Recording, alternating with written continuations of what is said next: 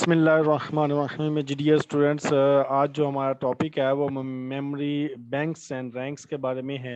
Last time अगर थोड़ा सा रिव्यू किया जाए कि लास्ट टॉपिक में हमने क्या पढ़ा था कि डाटा स्टोर कैसे करना है। डाटा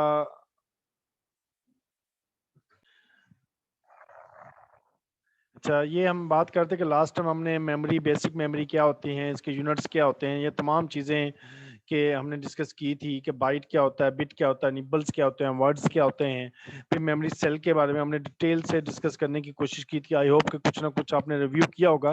रिक्वेस्ट है कि आप इसको कॉन्सेप्चुअली स्टडी करते रहें और फिर उसके बाद नेक्स्ट टाइम इसको हम लेंगे। आज जो हमारा टॉपिक है मेमोरी बैंक्स के बारे में है। बहुत इजी सा पॉइंट है ये भी। जो कंप्यूटर से इंटरेस्ट, आई थिंक कोई ऐसा पर्सन नहीं होगा जो कंप्यूटर वगैरह से लिंक ना हो या यूज ना कर रहा हो, तो काफी हाउ नाउ तो होती है इन चीजों की, लेकिन फिर भी हम इसको डिस्कस करते हैं। A bank is a section of memory within a single memory array. कि एक चिप है, चिप के अंदर जो डाटा स्टोर होता है उसको बैंक का नाम दिया गया है। और उसके अंदर डिफरेंट रैंक्स होते हैं। यानी कि आप जैसे आप देखें कि ये यहाँ से यहाँ तक एक रैंक है और एक पोर्शन को बैंक का नाम दिया गया है और डिफरेंट बैंक्स मिलकर एक रैंक बनता है। जैसे आप समझिए कि एक अलमारी है, अलमारी के अंदर डिफरेंट डिफरेंट बॉक्सेस हैं, तो डिफरेंट बॉक्सेस आप बैंक कह लें और बैंक्स और पूरी एक अलमारी को एक आप रैंक का नाम देते हैं। तो अब यही यही कंसेप्ट थोड़ा सा इधर से मैच होता है लॉजिकली भी, क्योंकि memory banks can be used for storing frequently used information. Easier and faster access can be achieved by knowing the section of memory in which the data are stored. Rank is a group of chips that make up a memory module that store data unit into such as word or byte। यानी कि data जो store होता है वो word या bite में store होता है। आपको पता है कि वर्ड जो होता है वो एट एट बाइट बाइट होता है। एक बाइट को यानी कि 8 बिट एक बाइट कहलाता है। और 8 बाइट जो 16 बाइट जो होते हैं वो एक वर्ड कहलाता है। जैसे हम देखें इसमें डायग्राम में शो किया गया है कि जैसे ये एक बिट है, इसमें एक एक बाइट ऑफ डाटा जो है वो स्टोर हुआ है। और टोटल अगर यहाँ से लेकर यहाँ तक अगर देखा जाए तो 64 बिट या 8 बाइट या एक वर्ड जो है इसमें स्टोर किया गया है। तो ये इसमें मेन कंसेप्ट है कि मेमोरी बैंक्स और रैंक्स क्या हैं, ये अपन देख लेना है। मजीद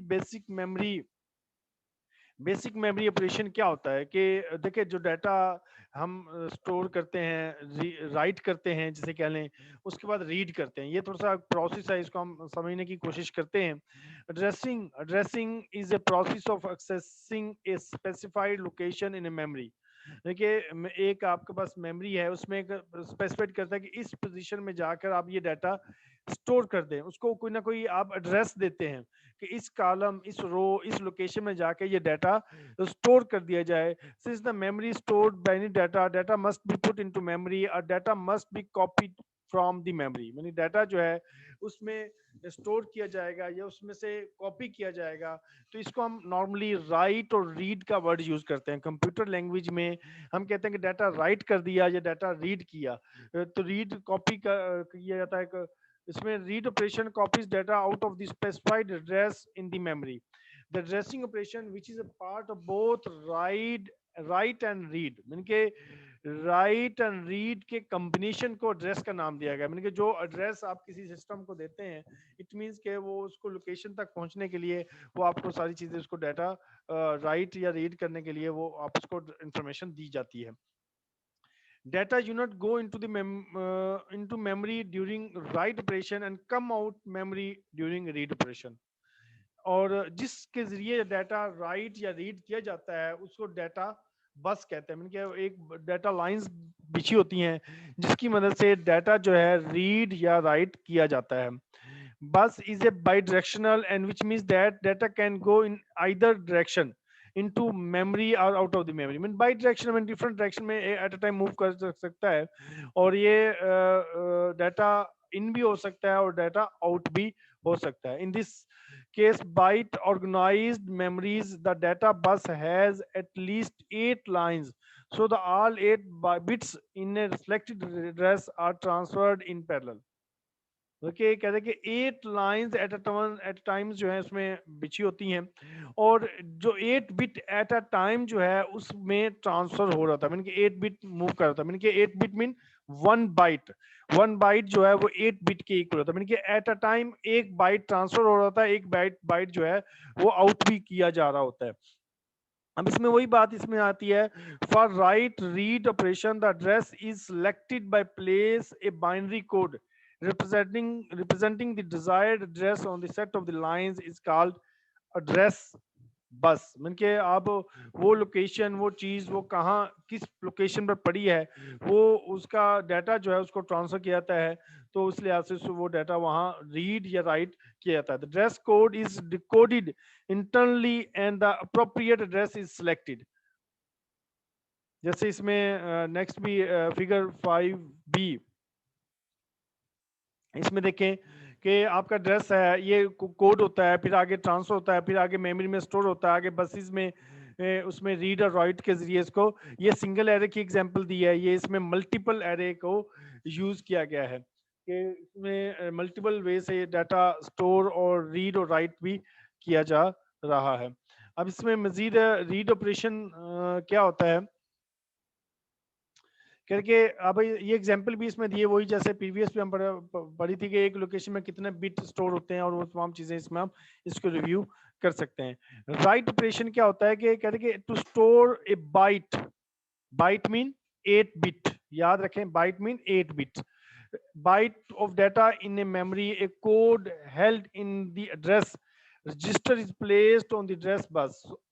Once the address code is on the bus, the address decoder decodes the address and select the specified location in the memory. Decoder हमने अभी previous chapter में पढ़ने हैं। Decoder क्या करता है कि वो आपके जो डाटा आप जो फीड करते हैं, वो डाटा वो इन आउट, मीन कि जैसे फर्ज किया आपने फीड करना है, आपने कोई वर्ड लिखा है, कोई भी चीज जैसे आप उस्मान लिखे या कोई नेम लिखा है या कोई भी वर्ड लिखा है, अब इसको डिकोड करके वो मेमोरी में स्टोर करेगा। इसी तरह आपने ये तो हो गया राइट हो गया, अगर रीड करना है तो वो जब रीड के लिए आप उससे डाटा रिक्वायर्ड करेंगे, तो वो फिर डाटा उसको दोबारा उसको डिकोड करेगा, डिकोडिंग के जरिए आपको दोबारा डाटा जो है आपको वो रिटर्न करेगा। Memory then gets to write the command, and data byte held in the data register is placed on the data bus and stored in the selected memory address.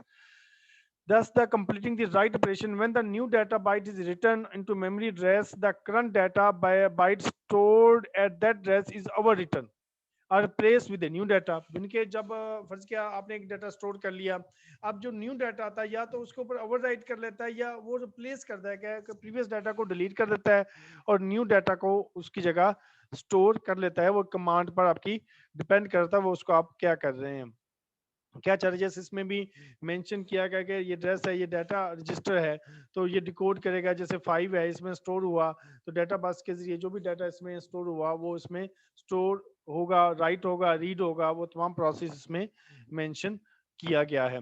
आगे रीड ऑपरेशन क्या होता है, अब कहेंगे simplified read operation जो है, जैसे ये 7 में शो किया गया, ये रीड ऑपरेशन है, यानी कि डाटा को रीड, ऊपर वाला जो ऑपरेशन था ये डाटा जो है राइट किया जा रहा था, अब ये डाटा जो है वो रीड हो रहा है कि डाटा को रीड कैसे करना है।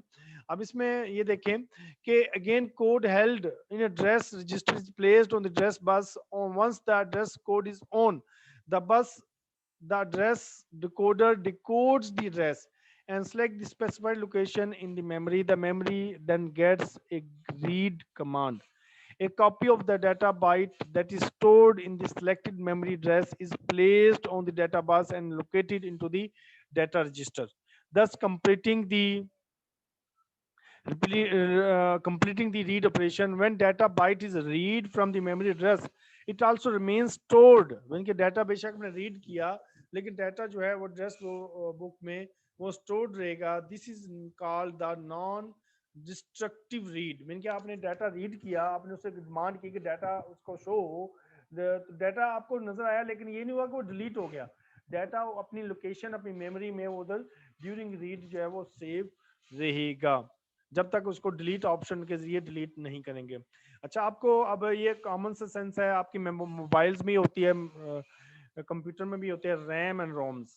रैम क्या होता है, रोम क्या होता है, रीड ओनली मेमोरी और रोम्स कहते हैं। एंड रैम क्या होता है, ये दो मेजर कैटेगरी हैं कि रैंडम एक्सेस मेमोरी, दो तरह की रैम होती है, रोम्स होती है। रीड रैंडम एक्सेस मेमोरी जो होती है ये टेम्परेरी होती है कि जैसे ही डाटा आपने ऑफ किया, कंप्यूटर ऑफ किया, आपकी रैम में जो भी डाटा होगा वो डिलीट हो जाएगा। जबकि रोम्स के अंदर जो डाटा होता है वो डिलीट नहीं होता, जिसको आप हार्ड ड्राइव का नाम भी देते हैं। हार्ड ड्राइव में जो डाटा होता है वो परमानेंटली स्टोर होता है, उसको नॉन वोल्टाइल भी कहते हैं। और जिसमें टेम्परेरी डाटा आता है उसको वोल्टाइल का नाम देते हैं। जैसे इसमें मेंशन भी किया हुआ है कि two major category of semiconductor memories are RAM and ROM. RAM means random access memory, is a type of memory in which the addresses are accessible in an equal amount of time and can be selected in any order of read or write operation. All RAMs have both read and write capability, mean कि वो read भी कर सकते हैं, write भी कर सकते हैं। Because RAM lose stored data when the power is turned off, they are volatile memory।